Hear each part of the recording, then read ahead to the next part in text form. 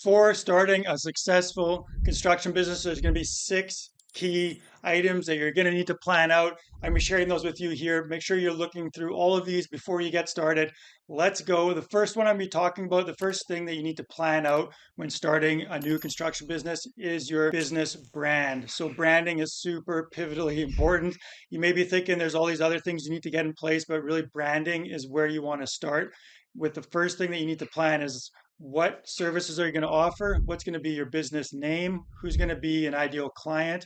You're not going to understand everything about your market or exactly what the business is going to be, but you want to at least have a clear idea of what it's going to be when it starts. As you start your business, you'll figure out where you fit in the market. You're going to figure out which services, are better, more profitable, things you'll like doing more.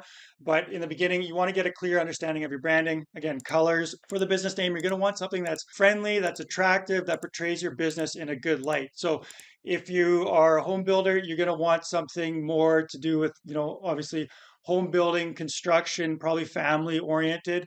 Whereas if you're, more of a subcontractor, tradesperson, maybe it's more service oriented, more friendly, maybe not as, rigid. So figure out what your brand you want it to be and then move ahead with that. You're going to need a logo to get a logo in place and your business name, and the colors are going to be super important. So as far as branding, everything you do about your business is going to be branding. So you're going to need to get, your website set up, your email, have the footer in the email with your logo, have your logo on everything. The next video in this series, this is a full series. I think I've got 7 or 8 different videos all about how to start a construction business. This one is the planning part.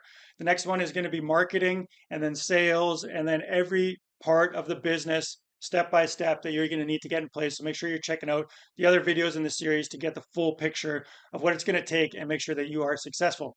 So the second thing you need to plan out is, of course, the money. Getting into business, money is going to be pivotally important to your success, as well as help you mitigate any risks that can come up. So a lot of risks, often the number one problem with construction companies that go under is they didn't have proper cash flow and they miscalculated the amount of money they would need to get started.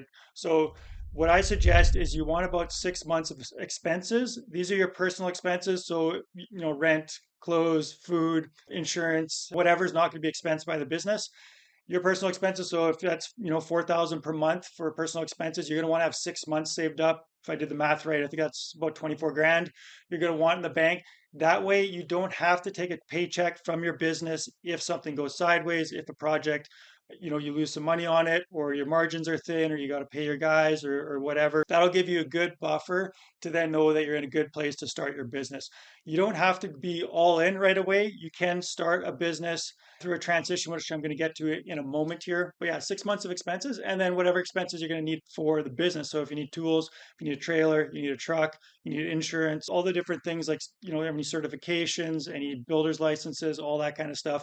Add that all up, and now you've got a lump sum. It may seem like a lot, but you're much better off making sure that you're in a good financial place and you're saving up the money to get started so that you are not underfunded and you're going to, go up to the moon and then crash and burn again. Trust me, you do not want that to happen. I've been in those pitfalls where my cash flow was tight, I didn't have enough savings or enough money set aside, and it happens almost inevitably to any business owner at some point where cash flow gets tight, and it really hampers your ability to continue to produce properly and continue to grow a successful business. So third thing, that part of planning when you're starting a business, and by the way, congratulations for even thinking about starting a business.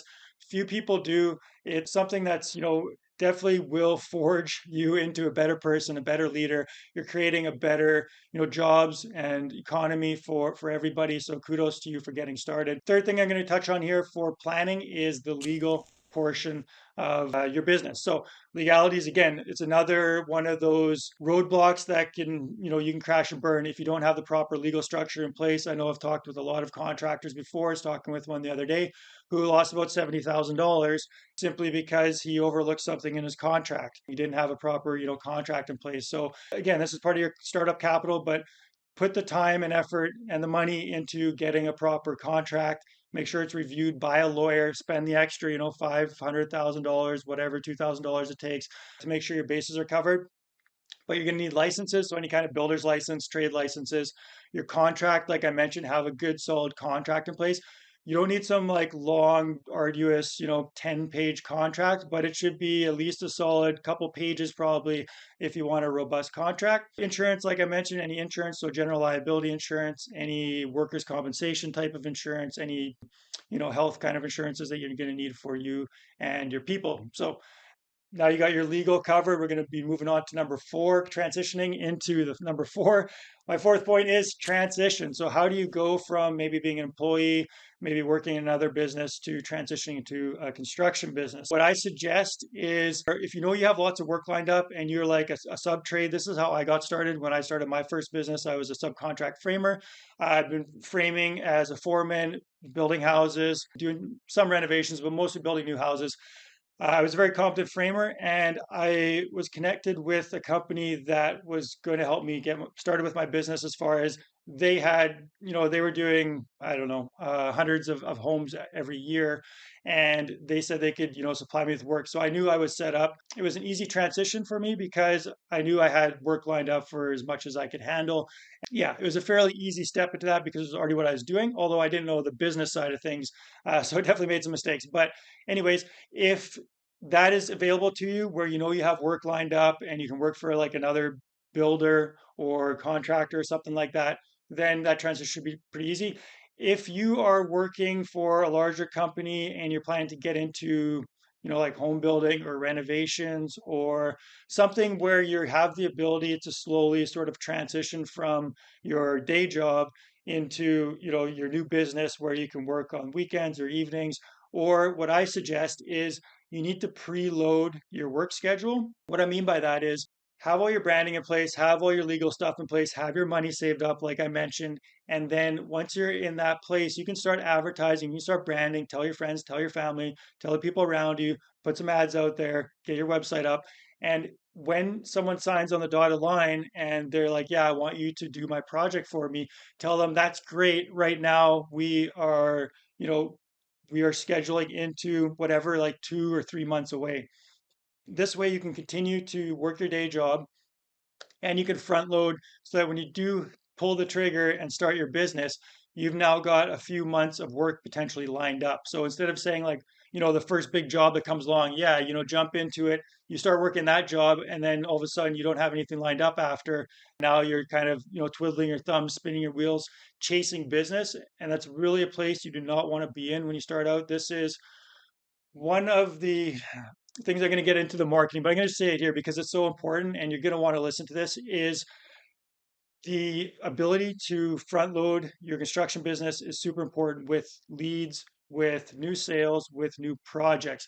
And that those ups and downs is where you lose all your money. You could, do great, be super busy for 3 quarters of the year. Then you've got a slow month, a slow 2 months, and all your profit, all the money you made just, gets wasted on overhead and paying guys and again, not working properly with the capacity of your business. So you want higher capacity than you can handle.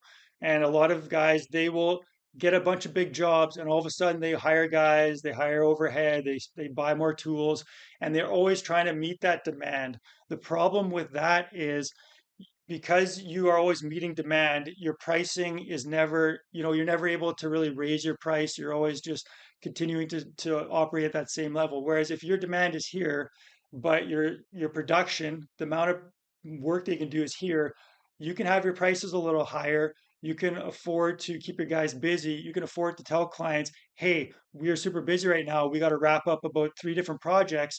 We will have time for yours as the schedule is right now in 2 months. If you are a renovator, home builder, most people will be happy to wait a few months in order to work with you if you've done a good job and you've, shown them the value of your company. Plus, this will honestly help you sell better clients, better jobs, because if you are like, yes, we can get started tomorrow, whereas opposed to the other contractors, like, you know what, we're super busy right now. We have a lot of demand from clients because we do such amazing work. We can get you in the schedule, but I need a deposit, and then we will put you in the schedule for 2 months from now, and we will make sure we get your project started at that time. any proper client that you want to work with is going to be willing to wait a month or two to work with you if you're doing a good job and you have a great reputation, great brand, which I mentioned earlier. So I hope you understand that point because it's really important and it'll save you a lot of heartache and difficulty and financial stress as you grow your business. So that's number four of how to transition into working for yourself full time. All right, number five, you still with me here? Remember, this is the first one. This is all about getting planning. You want to plan for success, plan your business out.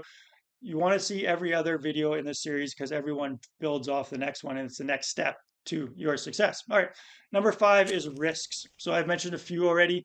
There's going to be big risks. The reason why not too many people are entrepreneurs or business owners and why you hear the horror stories is because generally they are true. I think it's, one in 10 businesses survive 10 years, I believe, or 5 years, and then one out of those 10 survive another 10 years. It's some small fraction anyway. So you starting your business, I hope you'll be different, but statistically, you are likely to fail.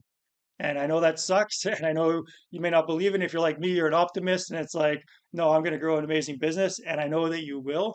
But realize that there are risks. And being a savvy business owner is not about just pushing sales, working hard, hustling all the time, trying to figure things out on your own. There's a much better way. And by being clear minded and looking forward and being like, no, I need to keep my books in order. No, taking that extra 2 hours to understand my financials every month is more important than, sending off a bunch of emails or something like that. So the risks, I mean, ultimately can be bankruptcy.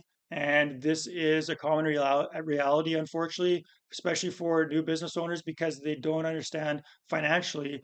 You're going to be dealing with larger numbers. You're going to have tens of thousands, hundreds of thousands, potentially millions of dollars running through your business.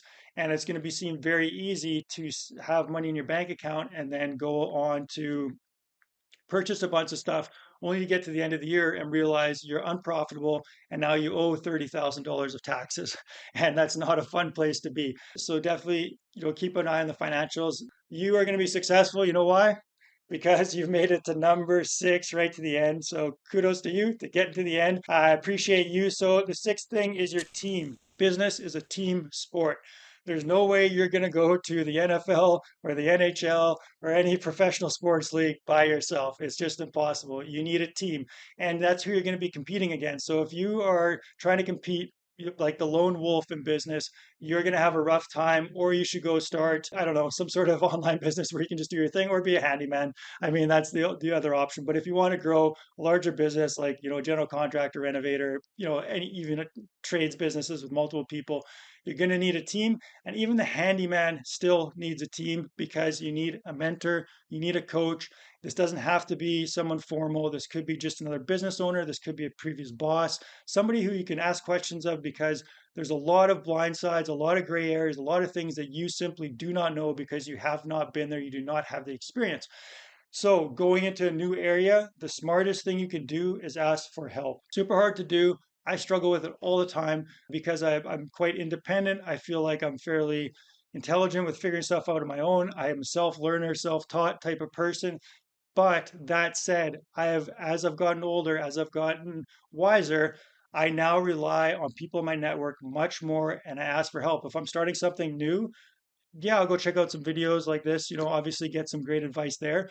But I will go ask someone who's actually done it before, who was in that situation, or who I know has knowledge about it, because they'll be able to tell you so much quicker and let you know, hey, don't do this because it's going to hurt you, or don't do this because this could happen. Shortcut that, and they'll get you to success much faster. The next thing is the accountant.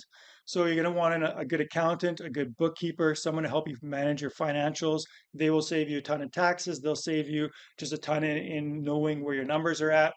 Next is your network, like I mentioned. So networks could be potential referral networks, definitely, or just a power network. Other business owners, again, businesses, it can be a lonely occupation because we're always in our business. Often people don't really understand what it takes to be a business owner. They don't understand what an entrepreneur goes through. And having other people in your corner, other business owners, these could be contractors, could be real estate agents, any number of different types of people who can kind of get you and who you can network with will help you. You're going to need a good bank. A lawyer, like I mentioned earlier, having a good lawyer on your side is going to be huge. Business groups are huge. So networking groups, different business groups, organizations. If you got like home builders organization or something to do with your trade, then definitely be a part of those business networks because they will be able to give you advice, be as in like the mentoring that I mentioned before, but also potentially refer you leads, and you can refer leads to them. And one thing with a network is you always want to be thinking, how can I possibly give more? How can I possibly help more people?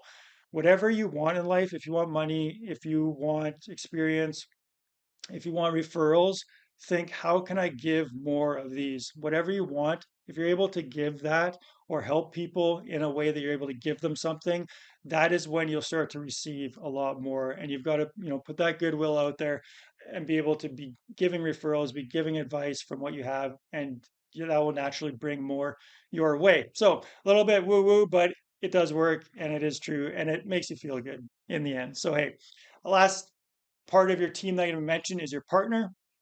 This could be your better half, your wife, your girlfriend, whoever, boyfriend, husband, whatever, partner. It could be a business partner as well.